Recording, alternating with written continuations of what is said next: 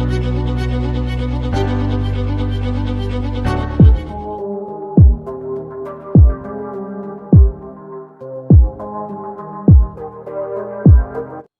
Guys, this is Shashank Agarwal. Welcome to our channel being doctor. आज हम start करने जा रहे हैं इतिहास। ठीक, यानी आयुर्वेदिक इतिहास की बात करेंगे। देखिए, अब तक क्या होता है, बेसिकली आपने देखा होगा, पदार्थ के पेपर फर्स्ट होता है, पेपर टू होता है। जो पेपर टू होता है, इसमें इतिहास हमारा आता है। तो इतिहास काफ़ी इंपॉर्टेंट पोर्शन है, अच्छा खासा नंबर गेनिंग पोर्शन है।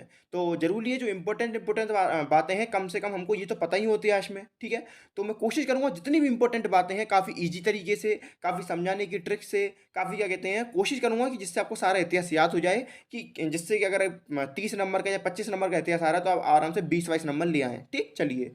देखिए, सबसे पहले टॉपिक रहेगा कमेटी। कुछ कमेटी हैं जिनके बारे में पूछा जाता है, लाइक भोर कमेटी, चोपड़ा कमेटी, दवे, सदानंद, उड़प्पा और व्यास। ये कुछ कमेटी हैं जिनको आपको याद कर लेना है। इनकी स्थापना कब हुई, इनके बारे में, इनके उद्देश्य, इनके गोल क्या थे, ये सब पूछा जाता है। जैसे 5 नंबर में आ गई चोपड़ा कमेटी, या 2 नंबर या 3 नंबर में आ गई कि भोर कमेटी लिख दीजिए, तो आपको ये लिखना पड़ता है। तो इसलिए आज पहला टॉपिक करेंगे अपन कमेटी के बारे में। ठीक, तो देखिए, सबसे पहले तो इनके नाम लिखे गए हैं और स्थापना का जो ईयर है वो लिखा गया है, तो कोई याद कर लेना है। देखिए, भोर कमेटी की 1945 है, चोपड़ा 1946 है। अब देखिए, आप ऐसे ही याद करेंगे सीक्वेंस में, जिससे आपको आसानी रहेगी। देखिए, भोर क्या कहते हैं 1945, चोपड़ा 1946, पंडित 1949। इन तीनों को एक साथ याद कर लेंगे। सबसे पहले स्टार्टिंग किससे हुई? भोर। भोर का मतलब क्या होता है? देखिए, याद कैसे करेंगे? भोर मतलब एकदम सुबह सुबह का जो टाइम होता है, यानी सबसे पहले का दिन का स्टार्टिंग का टाइम जो होता है, यानी दिन का स्टार्टिंग का टाइम को हमने क्या बोलते हैं? भोर बोलते हैं। तो सबसे पहले जो आया वो कौन सी आई? भोर कमेटी आई। इस तरीके से आप याद करेंगे कि 1945 में कौन सी आई? भोर कमेटी। चोपड़ा और पंडित, देखिए, जो चोपड़ा होते हैं और क्या कहते हैं जो पंडित होते हैं, इनको आप एक साथ याद करोगे कि चोपड़ा जी और पंडित जी एक साथ रहते थे, और इनके में 3 साल का फर्क था। कैसे? जो चोपड़ा है 1946, जो पंडित है 1949। देखिए, ये कुछ निमोनिक्स होते हैं जिससे अपन याद कर सकते हैं, नहीं तो भूल जाएंगे कि पंडित जी कब आए, चोपड़ा जी कब आए। तो आप ध्यान रखेंगे कि चोपड़ा जी 46 में आए, पंडित जी 49 में आए। दवे 55, सदानंद और उड़प्पा एक जैसी हैं 58, व्यास 63। तो कितने आए? 45, 46, 49, 55, 58 और 63। चोपड़ा और पंडित जी को एक साथ याद करोगे। भोर कमेटी, भोर मतलब सुबह होता है, सबसे पहले का टाइम होता है। तो सबसे पहले भोर कमेटी का निर्माण हुआ।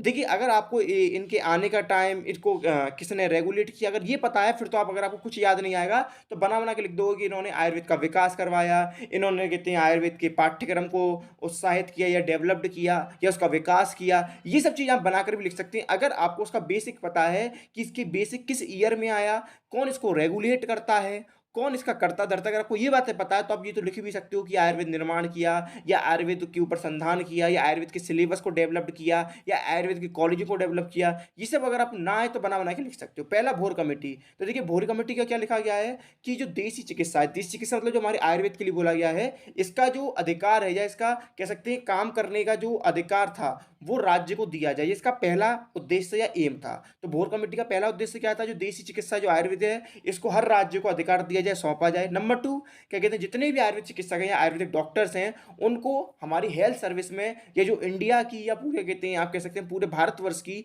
जो एक क्या कहते हैं स्वास्थ्य व्यवस्था व्यवस्था है, उसके अंदर लिया जाए। तो दो उद्देश्य हुए। पहला क्या था? देसी चिकित्सा को आगे लाया जाए। दूसरा क्या था? जो हमारे डॉक्टर्स हैं, आयुर्वेदिक प्रैक्टिशनर्स हैं, उनको स्वास्थ्य सेवा के अंदर लाया जाए। उनको हेल्थ, जो आपकी ये कहते हैं डिपार्टमेंट है, या कह सकते हैं आपका हेल्थ विभाग है, उसके अंदर लाया जाए। तो सिंपल है, भोर का डेवलप्ड करो किसको? देसी चिकित्सा को, और आयुर्वेदिक चिकित्सा को उसको मौका दो। Number 2, Chopra committee.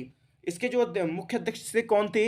L colonel Ramnath Chopra. नाम याद करेंगे, एल कर्नल रामनाथ चोपड़ा। इसके उद्देश्य क्या थे? मिश्रित पाठ्यक्रम। देखिए, मिश्रित पाठ्यक्रम का मतलब क्या है? मिक्स्ड, यानी मॉडर्न भी और आयुर्वेद भी, यानी एलोपैथी प्लस आयुर्वेद दोनों को पढ़ाया जाए, ऐसा इन्होंने बोला। यानी इन्होंने बोला पाश्चात्य, यानी मॉडर्न और आयुर्वेद अलग ना हो, दोनों साथ साथ चलें, ऐसा भी बोला इन्होंने। और इन्होंने बोला कि जो क्या कहते हैं आयुर्वेद के विद्यार्थी उसको संस्कृत भी हो, पीसीबी का भी ज्ञान हो, यानी संस्कृत भी पता होनी चाहिए, पीसीबी पता होना चाहिए। और इसकी जो ड्यूरेशन है, जैसे आज अपन बीएमएस बोल रहे हैं, 5.5 साल की होती है। तो चोपड़ा कमेटी ने ये बोला था कि मिक्स्ड रखो, यानी आयुर्वेद एलोपैथ को साथ रखो, इनको पीसीबी भी आनी चाहिए, संस्कृत भी आनी चाहिए। जो कोर्स की ड्यूरेशन है 5.5 साल होनी चाहिए। रजिस्ट्रेशन अनिवार्य होना चाहिए, जो होता भी है। जैसे आपको पता है कि जब उनकी बीएमएस पूरी हो जाती है तो अपन को क्या कहते हैं रजिस्ट्रेशन कराना पड़ता है, तो ऐसा उन्होंने बोला। ठीक, चलिए फिर उनके कुछ क्या कहते हैं सुझाव और थे, क्या सुझाव थे, क्या कहते हैं कि रिसर्च होनी चाहिए, क्या कहते हैं जो हमारे सिद्धांत है आयुर्वेद के उन पर क्या कहते हैं और रिसर्च होनी चाहिए, और अनुसंधान यानी चेंजेस होने चाहिए, जो भी चेंजेस हो सकते हैं। और उसके अलावा क्या कहते हैं जो दवाइयाँ हैं, जो द्रव्य हैं, उनमें भी आपके चेंजेस होने चाहिए, उन पर रिसर्च होनी चाहिए। और मनोविज्ञान यानी क्या कहते हैं साइकेट्री को भी डेवलप करना चाहिए। फिर उड़प्पा, उड़प्पा बहुत आसान है, बस आप नाम याद करोगे, के एन उड़प्पा। क्या याद करोगे? के एन उड़प्पा। इन्होंने क्या बोला कि चिकित्सात्मक अनुसंधान यानी जो भी क्या कहते हैं चिकित्सा है, यानी जो भी आप आयुर्वेद में चिकित्सा बताई गई है, धातु व सम्य शांत। देखिए आयुर्वेद आप जाएंगे सेकंड ईयर तो पढ़ेंगे, धातु साम्य क्रिया चाक्ता तंत्र से प्रयोजनम, यानी कि आयुर्वेद के तंत्र का प्रयोजन बताया गया है कि अगर शरीर के अंदर धातु विषम हो गई है या बिगड़ गई है तो उनको साम्य करा जाए। यानी कि क्या है, आपने आयुर्वेद का चिकित्सा का सिद्धांत है, तो यानी जितने भी आयुर्वेद के चिकित्सा के सिद्धांत हैं इनमें अनुसंधान होना चाहिए, यानी रिसर्च होनी चाहिए। और जो चीज़ें चेंज हो सकती हैं, जो चीज़ ऐड हो सकती हैं, उसको ऐड करना। अनुसंधान का मतलब क्या होता है, जो चीज़ें ऐड हो सकती हैं उनको ऐड करना, जो हटानी है उनको हटाना, और जो मॉडिफिकेशन करना मॉडिफिकेशन करना। यानी अनुसंधान का मतलब क्या होता है, एक तरीके से मॉडिफिकेशन करना, रिसर्च करना।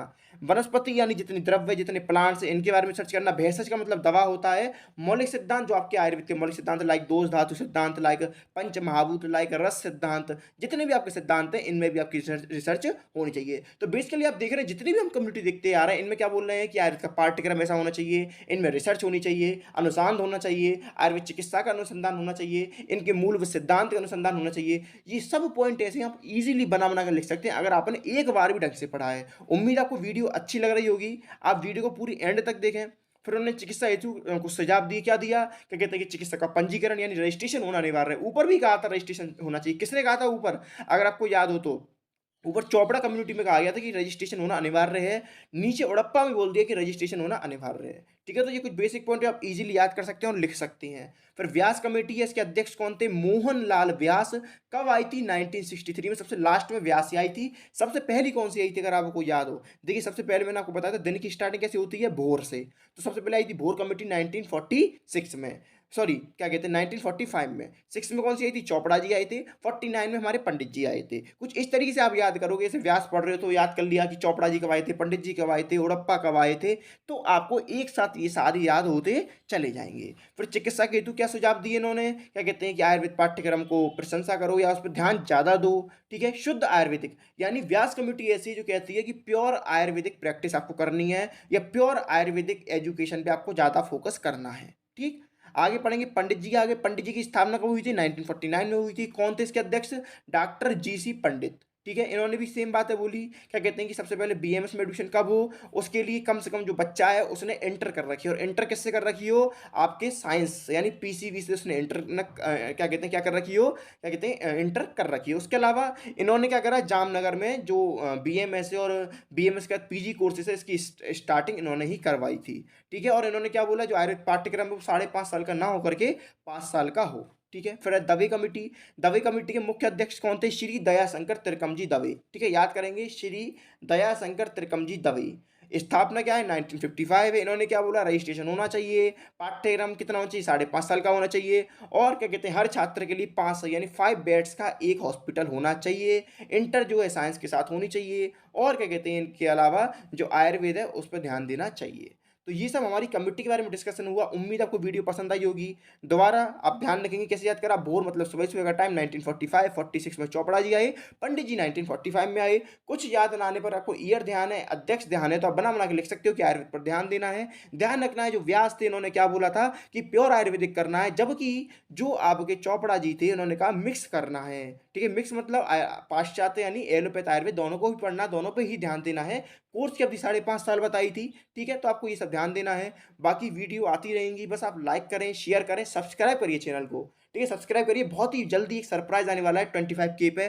तो आपसे रिक्वेस्ट जल्दी से जल्दी हमारे 25,000 के करवा दीजिए, जिससे हम आपके सामने एक सरप्राइज लेके आए। यकीन मानिए बहुत सरप्राइजिंग सरप्राइज है आपके लिए। ठीक है, चलिए फिर टेक केयर गाइस, मिलते हैं अगली वीडियो में।